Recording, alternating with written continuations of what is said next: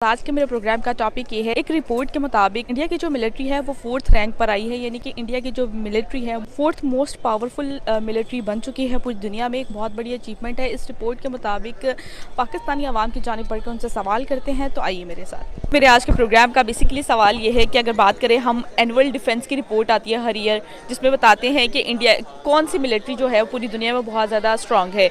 तो इस बार जो एनुअली रिपोर्ट आई है उसके मुताबिक इंडिया की जो मिलिट्री है 4th रैंक हासिल कर रही है, और ये ग्लोबल फायर पावर जो है ये रिपोर्ट है, और इंडिया को 4th पोजीशन दी गई है इसमें मिलिट्री पावर होने की हैसियत से। इसको आप कैसे देखते हैं सर? इसको मैं एज अ पाकिस्तानी कैसे देखता हूँ?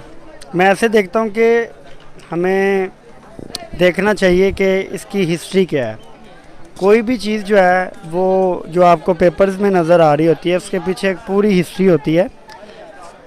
अगर आप शुरू करें 1990 से, तो वहाँ से जब इंडियन जो गवर्नमेंट आई, कांग्रेस की गवर्नमेंट आई, उन्होंने ये डिसाइड किया था तब कि वो जो अपना डिफेंस का बजट है ना उसको इनक्रीज़ करेंगे, और तब से उन्होंने अपना डिफेंस का बजट इनक्रीज़ करना शुरू कर दिया, और तब से लेकर आज तक वो अपना डिफेंस का बजट इनक्रीज़ करते जा रहे हैं। और जब आप अपना डिफेंस का बजट इनक्रीज़ करेंगे मीन्स कि आप अपनी आर्मी को पैसे देंगे खर्च करने के लिए, तो आपकी जो आर्मी है वो अपने जवानों पे पैसा खर्च करेगी, उनकी फलाह बहबूद पे पैसा खर्च करेगी, और उनको एक अच्छा जो है ना ट्रेनिंग सेशन सब प्रोवाइड करने के बाद जो पैसे बचेंगे उनसे इक्विपमेंट बाय करेंगे। और जब आप लेटेस्ट इक्विपमेंट बाय करते हैं तो ज़ाहिरी बात है वो इक्विपमेंट जो है दूसरी दुनिया के लोगों के पास नहीं है, तो आहिस्ता आहिस्ता ग्रेजुअली जो है ना आप एक फोर्स बनना शुरू हो जाते हैं। इसी तरह इंडिया ने कई साल लगा के अपने आप को दुनिया की चौथी फोर्स के तौर पे मनवा लिया है, जो कि आप रिपोर्ट जो आपने बताई है। और दूसरी अगर बात करें आप पाकिस्तान की, हम पाकिस्तान में रहते हैं, ज़ाहिरी बात है पाकिस्तान की बात भी करनी चाहिए। हमने कभी अपने डिफेंस की तरफ इतना खासा ध्यान ही नहीं दिया। ये तो आप शुक्र करें कि हमारे पास एटम बम है, वरना हमारा ये यूक्रेन वाला हाल होना था। यूक्रेन ने वो आप दुआएं दें डॉक्टर कदीर खान को, वो जो एटम बम बना गया, और इंडिया को भी दुआएं देनी चाहिए उस बंदे को जिसने एटम बम बनाया इंडिया के लिए। अगर ये ना हो, एटम बम जो है इस टाइम अगर किसी कंट्री के पास ना हो, तो वो आप पे दूसरे मुल्क आप पे हमला कर सकते हैं, आप पे हावी आ सकते। तो आप जो है ना फौजें जो है ना वो चलती हैं पैसे के सर पे, अपने जो उनके रिसोर्सेज हैं जो उसको लेके चलती हैं। अगर आप अपनी आर्मी को ज़्यादा पैसा देंगे तो उस हिसाब से वो अपने आप को लैस करेंगे। तो इंडियन आर्मी, इंडियन गवर्नमेंट जो है इसको क्रेडिट जाता है, जिन्होंने उनका डिफेंस बजट इतना ज़्यादा रखा हुआ है, पाकिस्तान के बजट से भी कई गुना ज़्यादा है, कोई 10 गुना ज़्यादा होगा। तो ये चीज़ जो है इंडिया को दुनिया में चौथे नंबर पे ले आई है आर्मी स्ट्रेंथ के हवाले से। तो सर ये बताइएगा, हम देखते हैं कि इंडिया डिफेंस के अलावा यानी कि टेक्नोलॉजीज़ जो हैं वो बना रही है, और दुनिया में जो इंडियन डिफेंस कंपनीज़ हैं जो टेक्नोलॉजी पे वर्किंग करती हैं वो भी टॉप रैंकिंग पर आ रही हैं, ठीक है। और उसके अलावा हम देखते हैं कि इंडिया की जो टेक्नोलॉजी है वो अपनी टेक्नोलॉजी पे बहुत ज़्यादा एडिशन करता जा रहा है। एक वक्त था कि वो इम्पोर्ट किया करता था, ठीक है। अब उसने अपने मुल्क में ख़ुद टेक्नोलॉजीज़ बनानी शुरू कर दी हैं, और अपनी मिलिट्री को स्ट्रॉन्ग करने के लिए नेवल पावर हो, लैंड हो, एयर फोर्सेस हो, मतलब वो अपनी हर चीज़ पे बहुत ज़्यादा फोकस कर रहे हैं। ग्रेजुअली हम देखते हैं कि हमने देखा है ना कि हर फील्ड में, चाहे वो मिलिट्री हो, चाहे वो टेक्नोलॉजी आईटी की फील्ड हो, वो हर फील्ड में बहुत ज़्यादा ग्रो कर रहे हैं। सर क्या आज की डेट में ये कहना गलत तो नहीं होगा कि इंडिया की जो मतलब डिफेंस की टेक्नोलॉजी है वो बेस्ट टेक्नोलॉजी कहलाई जा रही है आज की डेट में दुनिया में? जी बिल्कुल ऐसी बात ही है। उनके MiG-20 जो है उनके बड़े अच्छे प्लेन्स हैं। उसके अलावा रशिया के साथ उनका एग्रीमेंट है, रशिया से वो अपना एयर डिफेंस सिस्टम जो है वो बाय करने जा रहे हैं। और इंडिया जो है वो डिफेंस टेक्नोलॉजी में ख़ुद कफ़ील भी बहुत हद तक है।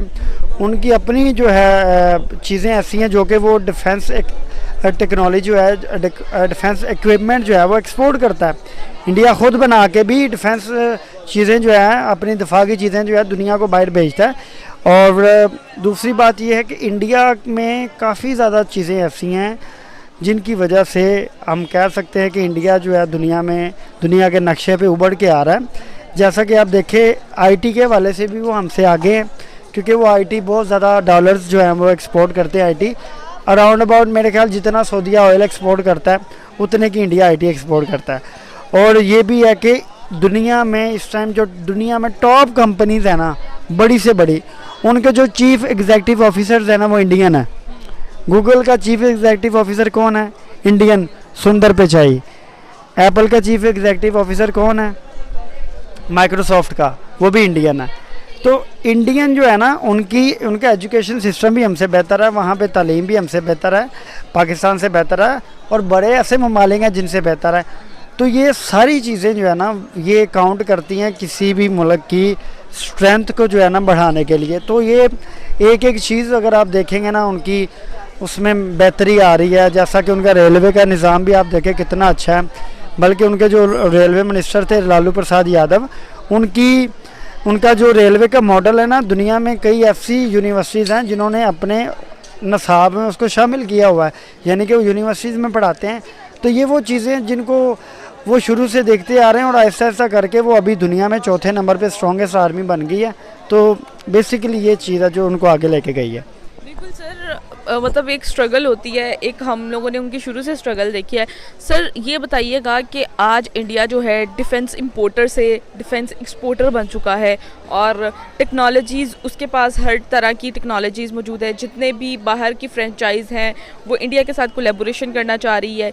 तो हम कहाँ पे देख रहे हैं इंडिया की नेवल फोर्सेस को, नेवल पावर को कहाँ पे देख रहे हैं आज की डेट में? वैसे रिपोर्ट ने तो ये बता दिया है, हम पाकिस्तानी होने की हैसियत से उनकी नेवल पावर को कहाँ पर देख रहे हैं? देखिए जी, अगर उनकी नेवल पावर और आर्मी स्ट्रेंथ हमसे ज़्यादा हो गई है तो ये हमारे लिए बड़ी एक अलार्मिंग सिचुएशन है। हमें भी पंजाबी में कहते हैं ना, अपना देखना चाहिए। तो हमें अपना देखना चाहिए यार। अगर वो इतने ज़्यादा पैसा लगा रहे हैं अपने डिफेंस बजट के ऊपर, हमें भी चाहिए कि हम अपने डिफेंस बजट के ऊपर पैसा लगाएं। और नेवल फोर्स उनकी इसलिए हमसे आगे जाई जा रही है क्योंकि वो जो लेटेस्ट टेक्नोलॉजी है और इक्विपमेंट्स हैं ना, अगर उन्हें बनाने की ज़रूरत पड़ती है तो वो ख़ुद बना लेते हैं। जो टेक्निकलिटीज़ हैं वो भी वो ख़ुद देख लेते हैं, और कुछ चीज़ें वो बाहर से भी मंगवा लेते हैं। इसलिए मंगवा सकते हैं कि वो ख़ुद कफ़ील हैं, वो किसी IMF के पास नहीं जाते, वो किसी वर्ल्ड बैंक के पास नहीं जाते। उनको बाहर में किसी से मांगने की ज़रूरत नहीं पड़ती कि हमें कर्ज़ा दें, हमें ये पैसे दें। हमें तो हर महीने, हर साल, हर 6वें महीने बाद कभी हम पेट्रोल की कीमत बढ़ा देते हैं। हमारे तो डोमेस्टिक इश्यूज़ नहीं ख़त्म हो रहे। डोमेस्टिक इश्यूज़ ख़त्म होंगे तभी जब हम ग्रो करेंगे। ये चौथे नंबर पे इंडिया ऐसे नहीं पहुंच गया, उन्होंने पहले अपने डोमेस्टिक इश्यूज़ ख़त्म किए हैं। तो ये उनकी गवर्नमेंट को भी ये क्रेडिट जाता है कि जिन्होंने अपने लोगों के बारे में सोचा, अपनी स्ट्रेंथ के बारे में सोचा, अपनी आवाम के बारे में सोचा, और आज इंडिया जहाँ पे स्टैंड कर रहा है इसमें इंडियन गवर्नमेंट का भी बहुत बड़ा हाथ है। तो ये क्रेडिट उनको जाता है। तो सर क्या आज की डेट में हमें भी, जिस तरह इंडिया जो है अपनी डिफेंस की टेक्नोलॉजीज़ खुद अपने मुल्क में बना रहा है मेक इन इंडिया के प्रोसेस के थ्रू, जब से उनकी गवर्नमेंट ने ये इनिशिएटिव लिया मेक इन इंडिया के प्रोसेस के थ्रू, वो अपने मुल्क में खुद चीज़ें सारी बना रहे हैं टेक्नोलॉजीज़, क्या हमें भी उनसे सीखते हुए अपनी टेक्नोलॉजीज़ पर वर्किंग करनी चाहिए आज की डेट में? क्या कहेंगे? जी बिल्कुल, वर्किंग करनी चाहिए। और मैं तो ये कहता हूँ कि हम जो चीज़ें बना रहे हैं ना वो है आटे में नमक के बराबर। बिल्कुल थोड़ी सी हम चीज़ें बना रहे हैं। हमें ख़ुद कफ़ील होना पड़ेगा। हमें अपनी इंटरनल मैटर्स जो हैं वो देखने पड़ेंगे, वो मामला हल करने पड़ेंगे, लोगों की लाइफ को सेट करना पड़ेगा, गुर्बत ख़त्म करनी पड़ेगी। और उसके बाद जब बात करेंगे ना अपनी डिफेंस सिस्टम की, तब जाके बात होगी। पहले तो आप अपने डोमेस्टिक मसाइल हल करें ना। जब तक आपके डोमेस्टिक मसाइल हल नहीं होंगे, फॉर एग्ज़ाम्पल मुझे भूख लगी हुई है, मुझे चाहे आप जितनी मर्ज़ी बड़ी गन पकड़ा दो, मैं क्या करूँगा? पहले तो मुझे खाना दो ना, मेरे डोमेस्टिक मसाइल हल करो, तो फिर जाके नीड हमारी पूरी होगी तो फिर हम वो फाइट कर सकते हैं। जी, दुनिया में अब पाकिस्तान में 25% से ऊपर लोग जो ख़त है गुर्बत से नीचे ज़िंदगी गुजारने, तो पहले इनके बारे में सोचना चाहिए। वो तो इनके बारे में सोच रहे, डिफेंस बजट के बारे में क्या सोचेंगे और डिफेंस के बारे में क्या सोचेंगे। ये तो आप दुआएं दें वो डॉक्टर कदीर खान जो एटम बम बना गया, वरना मुझे लगता है कि शायद हमारा भी हाल यूक्रेन वाला हो गया होता। तो सर एक ये भी कह सकते हैं ना कि आज की डेट में जिस तरह मतलब हमारी जो रोज़मर्रा की बेसिक चीज़ें हैं हमें उसको ही पूरा करना चाहिए, बजाय इसके कि हम मतलब टेक्नोलॉजीज़ पे वर्किंग करने के साथ साथ हमें मतलब अपनी पहले बेसिक चीज़ों से निकल आए, फिर हम अपनी टेक्नोलॉजीज़ पर भी काम करना शुरू कर देंगे। सबसे पहले मैंने जैसा कि पहले भी कहा, हमें सबसे पहले अपनी गुर्बत दूर करनी है, हमें अपनी एजुकेशन सिस्टम को सही करना है। देखें, मैंने आपको पहले भी कहा कि दुनिया में बहुत बड़ी बड़ी कंपनीज़ पे इंडियन बैठे हुए हैं, हमारा कोई सीईओ क्यों नहीं है जी? क्योंकि हमारा एजुकेशन सिस्टम जो है ना वो बहुत करप्ट है। Our education system in Pakistan is so corrupt that they will never teach us how to make money, they will only tell us in the the books and everywhere how to be a good employee. They won't teach you how to be a good businessman or something like that. जो भी यहाँ पे निसाब है ना वो ऐसा ही है। तो भाई निसाब ठीक करो, अपना डोमेस्टिक चीज़ें ठीक करो, उसके बाद जाके आप डिफेंस की तरफ आओगे ना। तो सर आप अप्रिशिएट करते हैं इस रिपोर्ट के मुताबिक जो इंडिया को 4th मिलिट्री पावर होने की हैसियत दी गई है पूरी दुनिया में, क्या आप इनको अप्रिशिएट करते हैं? मैं अप्रिशिएट करता हूँ, और मैं इसलिए अप्रिशिएट करूँगा कि जो फैक्ट्स के ऊपर बात है ना, फैक्ट्स के ऊपर बात है वो हमें करनी चाहिए। फैक्ट्स पे यही है कि इंडिया का बजट हमसे ज़्यादा है, इंडिया की इकॉनमी हमसे बड़ी है, इंडिया की आवाम हमसे तगड़ी है, क्योंकि वो बड़े बड़े ओहदों पे बैठे हुए हैं। इंडिया के कुछ चंद एक लोग हैं जो बहुत बहुत बड़ी कंपनीज़ जो एशिया की हैं उनको ऑन करते हैं। तो मैं इस चीज़ को अप्रिशिएट करता हूँ। ये अलार्मिंग सिचुएशन है, कंडीशन है पाकिस्तान के लिए कि भाई आप अपने बारे में सोचो, कोई अपना डिफेंस बजट बढ़ाओ और ये IMF से जान छुड़ाओ, लोगों की ज़िंदगियाँ ठीक करो, तब जाके ये काम होगा। अजीब सी खबर दे दी आपने, अगर तो बन चुकी है तो अच्छी बात है। वैसे मैं ये कहता हूँ कि ये फ़ौजें, मिलिट्री, सिक्योरिटी, इनसे ज़रा हट के मोहब्बत वाली बात भी अच्छी बात है। हम पाकिस्तानियों को भी सोचना चाहिए, हमारी जो हुकूमत है जो खरबों अरबों रुपये लगा रही है, तो सिक्योरिटी सिस्टम अच्छा होना चाहिए। हमारी फ़ौज को भी सोचना चाहिए स्ट्रॉन्ग। पहले तो हम सुनते थे कि पाकिस्तान जो है दुनिया की सबसे अच्छी फ़ौज है। अगर पाकिस्तान इंडिया वाली फ़ौज हमसे आगे निकल गई है तो हमें पाकिस्तानियों को सोचना पड़ेगा, क्योंकि हमारा मुकाबला है उनके साथ है। लेकिन फिर भी मुबारक देता हूँ, अच्छी बात है भाई, अब लड़ाई है भाई पूरी दुनिया में।